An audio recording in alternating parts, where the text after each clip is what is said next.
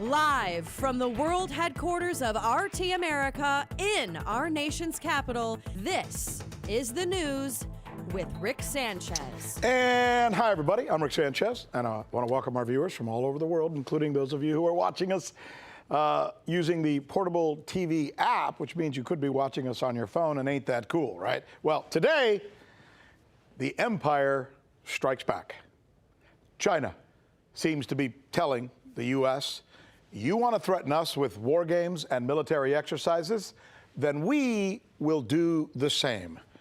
China is sending warplanes in and around Taiwan in an exercise to show the U.S. that if need be, China, can completely isolate Taiwan to essentially cut it off from getting any support from the United States were there to be some kind of military escalation here. How are they doing this? Do that one more time, if you can, Kevin. Let's look at that animation one more time. And you'll see the trajectory of some of these planes as they're going around. These are essentially fighter jets, right?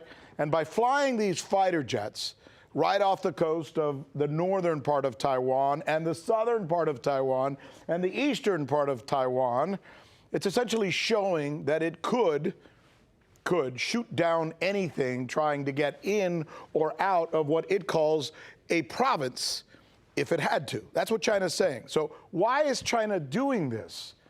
Because the United States has been beefing up the Taiwan military with tanks and fighter jets and other types of military hardware that we are sending there ostensibly to use against China.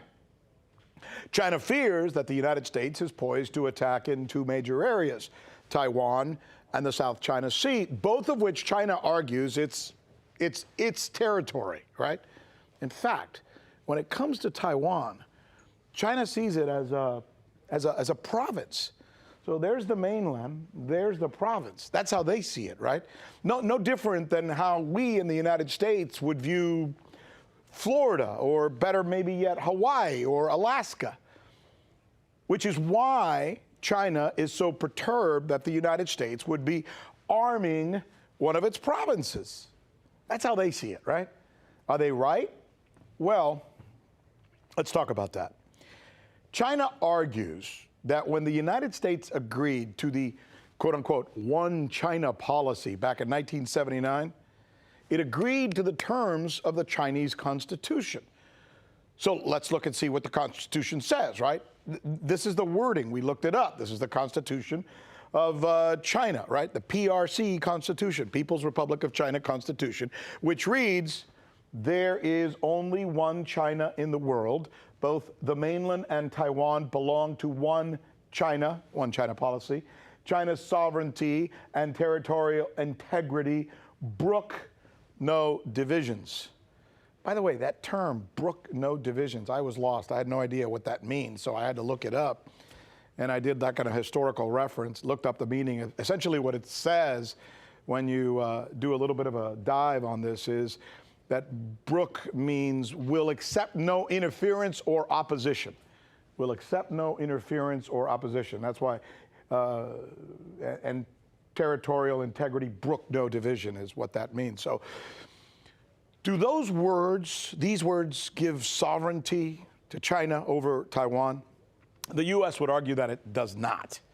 But the argument persists, and we are going to drill down on that here on the News with Rick Sanchez, where we believe, by golly, it's time to do news again.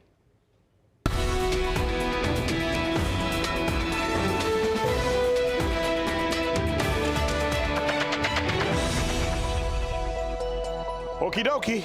There are a lot of things that you will ponder, questions that will come to mind as you watch this newscast. For example, can the posturing and threats by both countries lead to war between the United States and China? Getting serious. Is YouTube telling 5 million Arabic viewers they cannot watch their chosen news channel? And will the U.S. Supreme Court rule with corporations or people when it comes to amateur athletes? All right, so the picture is becoming quite clear. First, China pushes back on the Biden administration officials who blatantly accused it of a host of offenses. We covered that story for you. Now China is striking back against what it sees as U.S. interference in Taiwan. The United States announced that war games aimed at China, and now China is employing war games aimed at the U.S. Tit for tat? Maybe. But it's getting serious. Here's RT correspondent Alex Mihailovich. It is in direct contradiction to what the U.S. and China agreed upon. In 1979, the U.S. adopted the One China policy, in which it acknowledges Beijing's claim that Taiwan is an inseparable part of China. However, the U.S. has unapologetically increased ties with Taiwan, continuing independent trade and bolstering weapon sales to the island. Under the Trump administration, D.C. went so far as to send low-level U.S. diplomats to the island, an unsettling trend that President Joe Biden's government does not seem to be veering from.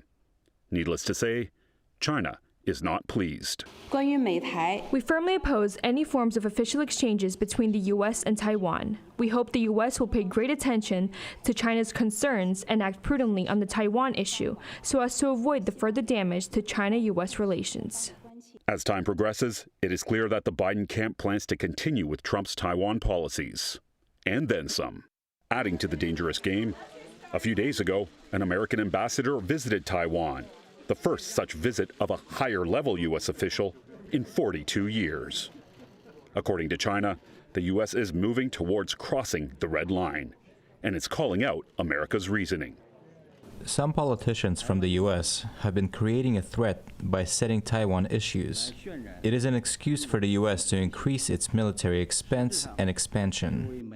Aside from talk, China is also acting. Recent war game exercises put China's ability to isolate Taiwan from foreign forces front and center. On Monday, 10 aircraft from the People's Liberation Army, including fighter jets, surrounded Taiwan on 3 sides. According to China's Global Times newspaper, the country's military is continuing to increase its combat preparedness by making its routine exercises more complex and realistic and taking possible U.S. and Japanese interventions into consideration. While it is evident that the recent exercises are aimed at the U.S., it is clear that China is sending a message to Japan as well. As a part of its mutual defense treaty with the states, Japan would be obliged to support the U.S. if Washington chose to act militarily in Taiwan. For RT, I'm Alex Mihailovich. Fascinating story, and joining us now is George Galloway to talk about this. George, if I were a viewer sitting at home, I would probably be scratching my head trying to figure out whether the United States of America actually does have some kind of ownership or prominence in Taiwan, or maybe it doesn't. Can you try and help clear that up for them? Well, the clue's in the name One China policy. President Nixon and Secretary Kissinger signed up for that the best part of 50 years ago.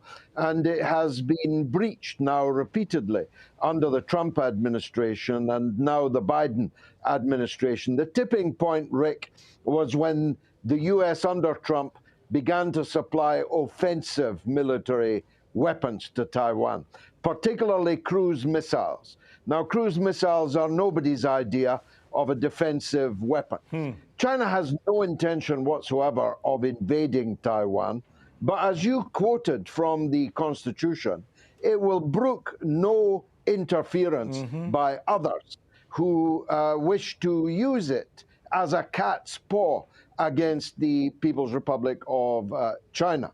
The truth is, if everyone left this situation alone, there would be no problems between China and Taiwan. They both economically do very well in their trade with each other and investment in each other. But just a point that you didn't make in your excellent summary. Taiwan also believes that it is a province of China. In fact, the ruling KMT, Kuomintang, have as an article of faith that China is one and Taiwan is a part of it. So it's 2 systems, 1 country. Both sides believe that. I don't believe that there's any realistic possibility of Taiwan and China formally, organically reuniting. But in theory, both sides believe that Taiwan is China and China is Taiwan. Well, that's perplexing what you just said. If there are those in Taiwan, or if you seem to intimate that maybe perhaps even the majority of those who live in Taiwan want to be a part of China, why are they celebrating this military hardware that they are receiving, and why are they showing it off with their own military exercises? Well, they're very different political beasts. The Taiwanese government is an entirely US-oriented capitalist economy, and the Chinese economy is not, of course. So they don't want to be subject to communist rule. As a matter of fact, I know this sounds fantastic, but Taiwan believes that it will one day take over China and that China will become like it. And that's the thing that keeps both of them apart. But what the United States is doing there is, of course, very difficult to understand, except as part of a broader anti-China portfolio of policies and approaches. One last thing, if I may, Rick. Japan killed 20 million Chinese in the lifetime of some people still alive. The Chinese death toll in the Second World War was greater than every other country except the Soviet Union. China committed mass atrocities in China. Japan did. Yeah. So the idea that Japan and the US might team up against China looks very differently from China than it might do to you or I discussing it in a newscast. So well said. A perspective that we sometimes don't consider. Thank you so much, George, for the conversation. Appreciate it. Always a pleasure. You know, it is one of the largest voices in the Arabic world, with more than 5.5 million subscribers and more than 2.8 billion views. But RT Arabic seems to have been temporarily stopped from posting videos on YouTube. Why? The reason given by YouTube is copyright infringement. In other words, the network is accused of posting material that did not belong to them, something that happens, by the way, often when posting newscasts and other types of visual content. The accuser is a company that's called Business Casual Holdings, which says 4 times its historical photos were used or, quote, infringed upon by the network. So here's the question. Is this just a boring case of copyright infringement that happens all the time, by the way, in our business, that lawyers usually settle? Or is there something else about this case that makes it more interesting and perhaps more noteworthy or newsworthy? Let's ask Pulitzer Prize winning reporter and host of On Contact, Chris Hedges, about this. Chris, what have you surmised by looking at this particular situation, which, by the way, has gotten a lot of attention worldwide? Well, this is a step forward and half a step back. YouTube has already begun to reshape its content, downgrading, of course, all sorts of videos and reports on behalf of the U.S. government. And one has to wonder, to what extent Israel is involved. I have no evidence either way, but these large digital media platforms are bonded at the hip to the security and surveillance apparatus and intelligence apparatus in the United States and do their bidding. Often, in the case of Amazon, of course, have contracts, $600 million contracts. So I think that we're seeing, we saw, of course, President Trump removed from social media. We have now endured a few years of algorithms which marginalize content that, in particular, the Democratic Party doesn't want disseminated nationally within the United States. And I think that's because that's particularly aimed at left-wing critics such as myself, because the Democratic Party has clearly decided not to take responsibility for the neoliberal policies that have caused such devastation in the United States, but to shut out those who raise those issues, including, of course, RT America. In fairness to YouTube, here's the statement they put out shortly, which you talked about a moment ago, Chris. Today's brief blocking of the RT Arabic channel was not intentional. We will analyze the situation and draw conclusions as to what must be done to avoid such intentional actions in the future. So apparently what they're saying is, oops, we didn't mean to do it. We're sorry we did it. Still, it seemed like they jumped at the opportunity to do it, and one would wonder whether they would have done the same thing had it been CNN or Fox or whatever American network could have done the same thing. Because when you look at what apparently the infringement was, it seemed pretty minor, all things considered. I'm sure you've seen bigger cases than these. I know I have. Well, it's not only minor, Rick, but it's common. So, singling out RT Arabic service, I think, as you correctly surmise, it wasn't in any way accidental. I'm thinking there's something bigger to discuss here, and it has to do with just the breadth and the depth of these huge companies like YouTube and Amazon and Facebook, who really, there's a real argument for breaking them up, for giving them less control than they certainly have. Chris. Well, of course, and we have seen efforts in Europe and other places to do it. These are monopolies that have a stranglehold on our systems of information. We know nothing about them, how they make their decisions, how they operate. They're completely opaque. And yet, of course, they have all of our personal data. They know everything about us. And you don't want corporations or any entity like that to have that kind of leverage and power over the flow of information. So, yes, I think it's an imperative that these monopolies be broken up to preserve the freedom of the press and democratic discussion. Chris Hedges, one of the best and smartest reporters I know. Thank you, my friend. Appreciate your time. Thanks, Rick. Student athlete compensation in the Supreme Court. What? Really? The Supreme Court is going to be talking or considering something that has to do with athletes that go to college in the United States? We'll tell you what it is. Stay right there.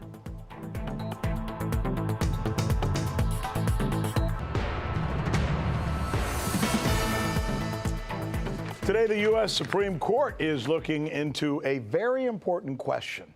What are the rights of amateur or college athletes in the United States? Colleges and universities make billions and billions of dollars off of sports. You might even argue that sports like football and basketball subsidize entire universities. But what do football players and basketball players, for example, get in return for subsidizing the university? Very little.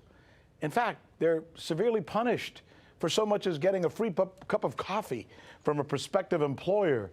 And if they charge for an autograph, they could be banned for life from playing the sport they love. Is that fair, you think?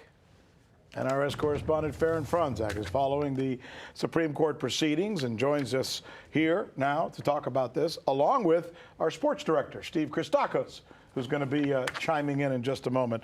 All right, give us the bare bones. What's the Supreme Court looking at? All right, so gentlemen, after opening arguments that we had just a couple hours ago, sources inside are telling me that the student athletes look like they could possibly win this case, because the big thing is that the Supreme Court justices looked a little skeptical when the NCAA was delivering their arguments. So, Rick, let's just kind of start to bring our viewers up to speed. How did we get here? So this case is an appeal brought by the NCAA after the 9th Circuit Court of Appeals in California. Now, that ruled in favor of these students. The appeals court decision also ruled in favor of these students. Now, what the arguments are, the NCAA says that sports have always defined players as amateurs and that they're not paid to play. They say that their players are popular because they're not professional athletes. They also argue the big thing is that we're giving them a free education, right?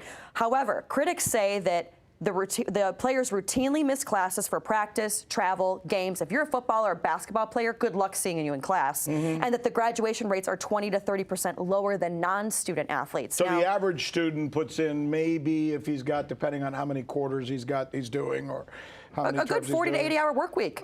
No, the average student. Right. Oh, yeah, I'm sorry, yeah. The average student maybe in a day puts in 3-4 hours of class load. Right.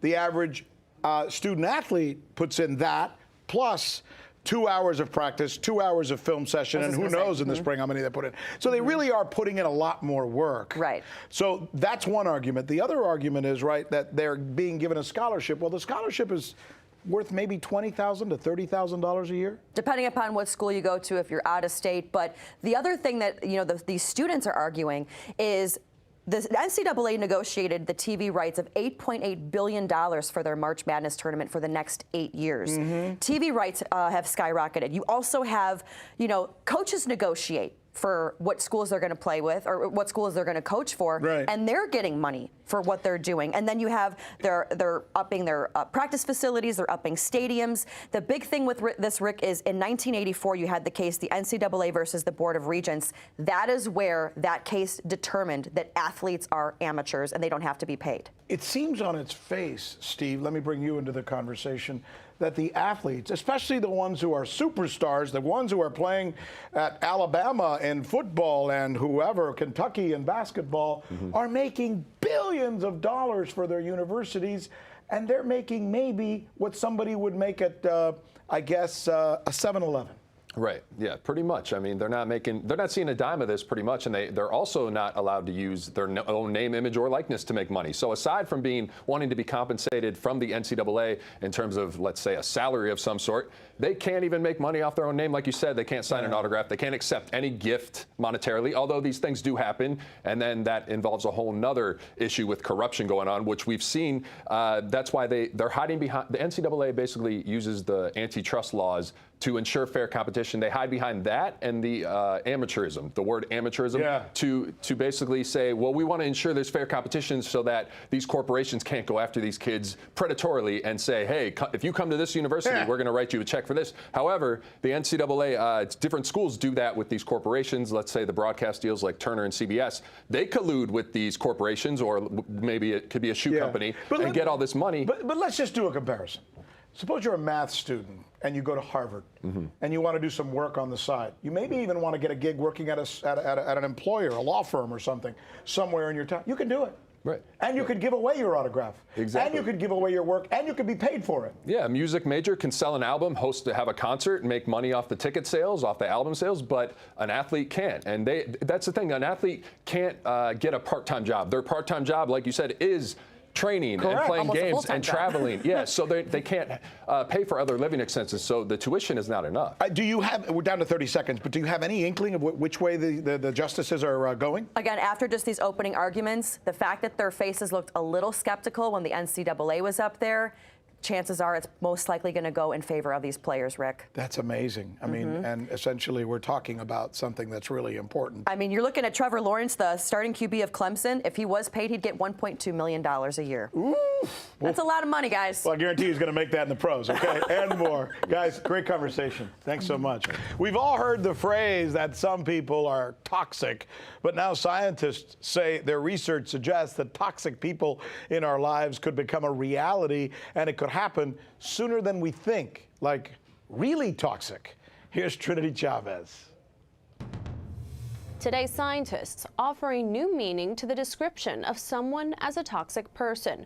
According to research published in the PNAS journal, scientists found the foundation needed for oral venom to evolve is present not only in reptiles, but mammals as well. The research suggests that while neither humans or mice are venomous right now, our genomes have the potential under certain ecological conditions to do so. While the study co-author Agnish Barua, a doctoral student in evolutionary genetics at the Okinawa Institute of Science and Technology in Japan, joked that it gives a whole new meaning to a toxic person. He described venom as a cocktail of proteins used by animals to immobilize and kill prey, as well as self-defense. During the study, the research team used venom glands from the Taiwan habu snake, a pit viper found in Asia, and identified about 3,000 of these cooperating genes, noting they played an important role in protecting the cells from stress caused by producing lots of proteins. The researchers also looked at the genomes of other creatures, including mammals like dogs, chimpanzees, and humans,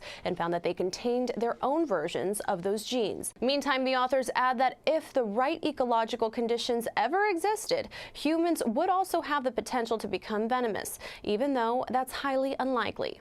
Reporting in New York, Trinity Chavez, RT. Good stuff, Trinity. Thanks so much. And that's our news. And thank you so much for being with us. I'm Rick Sanchez. We'll be looking for you again right here. And if you're looking for a newscast that's not like the rest of them, tell your friends that we are here. And as I always like to say, let the good news be yours. See you again.